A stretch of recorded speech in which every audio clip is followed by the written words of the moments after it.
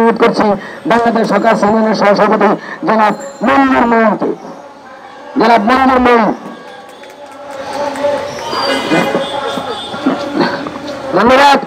আমরা এ পর্যায়ে মঞ্জুর মোহন বক্তব্য দেবেন। আমরা এ পর্যায়ে বক্তব্য দেওয়ার জন্য অনুরোধ করছি আমাদের বাংলাদেশ সরকার ইউনিয়ন কেন্দ্রীয় কমিটির সংগ্রামী সাধারণ সম্পাদক, যারা হকারের এক ডাকে রাস্তায় নেমে আসে, সেই হযরত আলী ভাই আমাদের কেন্দ্রীয় কমিটির সাধারণ সম্পাদক।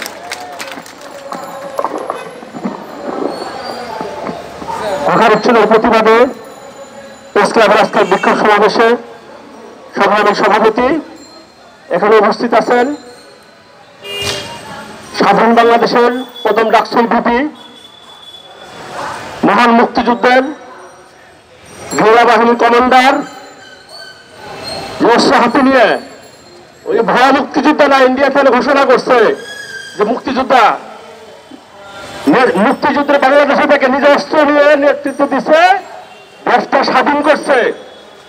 দুনিয়ার সবচেয়ে বড় পার্টি, মেহনতি মানুষের পার্টি, অন্যায় অবিচারের বিরুদ্ধের পার্টি, মানুষের মুক্তির পার্টি, বাংলাদেশের কমিউনিস্ট পার্টির সাবেক সভাপতি, জীবন্ত কিংবদন্তি বীর মুক্তিযুদ্ধ জননেতা মুজাহিদুল ইসলাম সেলিম এখানে উপস্থিত আছেন। মূলত উনি বক্তব্য দেবেন, আমরা বক্তব্য বাড়াবো না। আমরা গত পরশুদিন যেখানে যেখানে হকার উচ্ছেদ হয়েছে, আমরা সেই জায়গা প্রচন্ড ওদের ভিত্তিতে আমরা বিক্ষোভ করছি। আমরা প্রশাসনকে আমরা মেসেজ দিছি যে আমরা শান্তিপূর্ণভাবে আপনাদের কাছে অনুরোধ করে গেলাম, আপনারা আমাদের একটু বসার সুযোগ দেন। ঈদ গেছে, আমাদের খুব খারাপ অবস্থা, এটা আমরা পরিষ্কারভাবে আমরা তাদেরকে জানাইছি। 2 দিন হয়ে গেছে, এখন পর্যন্ত আমরা কোনো মেসেজ পাই নাই। ডিসি সাহেব বলছেন আমরা পূর্ণ বিবেচনা করতেছি।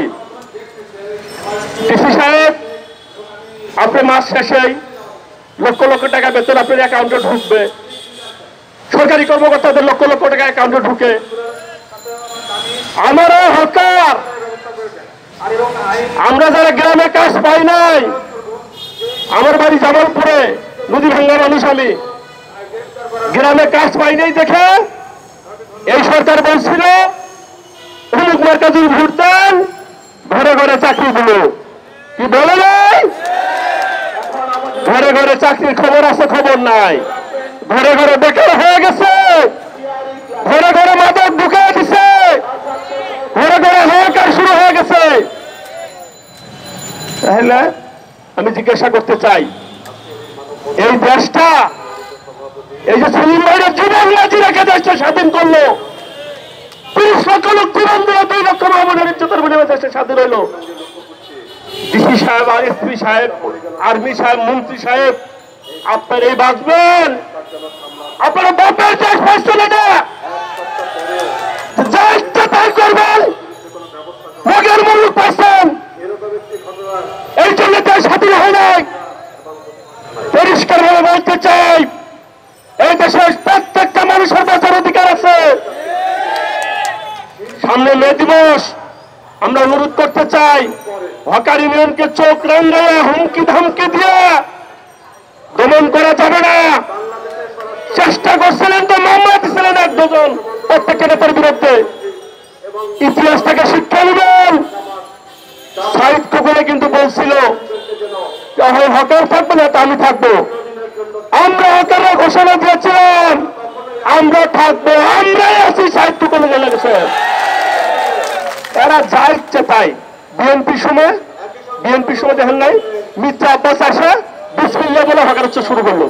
লোকের মূল্য পাইছো, বাপের দেশ পাইছো, যা ইচ্ছে তাই করো তোমরা। দেশে একটা বিদ্রোহ হবে, বিদ্রোহ মনে রাখো। আর কোনো কিছু হলেই হকারের উপর দোষ দিয়ে দেয়। আরে ব্যাংক লুট হয়ে যাচ্ছে, দেশটা লুট হয়ে যেতেছে, টাকা পয়সা পাচার হয়ে যাচ্ছে, ওইগুলোরে গ্রেপ্তার করো না, ওইগুলোরে উচ্ছেদ করো না। আর আমি হকার কাজ নাই, সবভাবে গরমের মধ্যে, বৃষ্টির মধ্যে, ঝড়ের মধ্যে আমার বাবা মা বয়স্ক, চিকিৎসা পাই না, আমার মায়ের চিকিৎসা করতে পারি না, বাবার চিকিৎসা করতে পারি না, ছেলেমেয়ের বেতন দিতে পারি না। আমি কষ্ট করে রাস্তায় ধোয়া মোকাবেলা করে সবভাবে কামাই করে খাই। তাহলে এদের ভালো লাগে না, এদের আরাম লাগে না, চাকরি দিতে পারে না। আর আমার কর্মসংস্থান আমি তৈরি করি, আমার পেটে লাথি মারে, আমার জিনিসপত্র জব্দ করে, আমার চোখে ভেঙে ফেলা, আমার চোখেতে আগুন লাগায় দেয়। হুঁশিয়ার করে বলতে চাই, আশা করি আমি বক্তৃতা বাড়াবো না, সেলিম ভাই বিস্তারিত বলবে। আমি খালি প্রশাসনের কাছে, এখানে গোয়েন্দা সংস্থার লোকজন আছেন, আমি আপনাদের অনুরোধ করবো, অতীতে অনেকবার উচ্ছেদ করছেন, উচ্ছেদ করলে হবে না, এটা অঙ্কের হিসাব। হকার খালি ঢাকা না, সারা বাংলাদেশ গ্রামে গ্রামে দেখেন, গ্রামে গ্রামে হকার তৈরি হয়ে গেছে। মানে কর্মসংস্থান নাই তো, আর এই ফালতু যুক্তি দেয় হকারের জন্য নাকি যানজট হয়। আমরা বলি হকারের জন্য যানজট হয় না, ওই বড় লোকের প্রাইভেট গাড়ির জন্য যানজট হয়।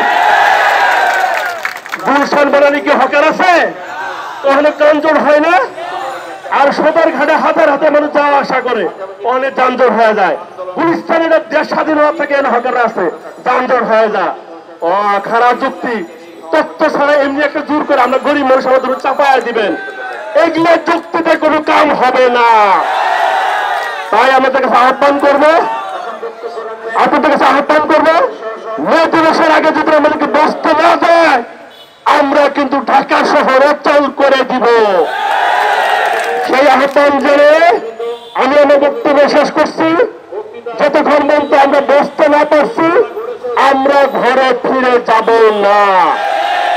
তাই সেই আন্দোলন জন্য প্রস্তুত থাকবেন। আজকে আমরা এখানে আসছি, আগামী দিনে আমরা বউ বাচ্চা নিয়ে রাস্তায় নামবো, সেই প্রস্তুতি রাখবেন। এখন বক্তব্য রাখবেন স্বাধীন বাংলাদেশের প্রথম রাষ্ট্রীয় ভিপি, সারা জীবন মানুষের জন্য রাজনীতি করে যারা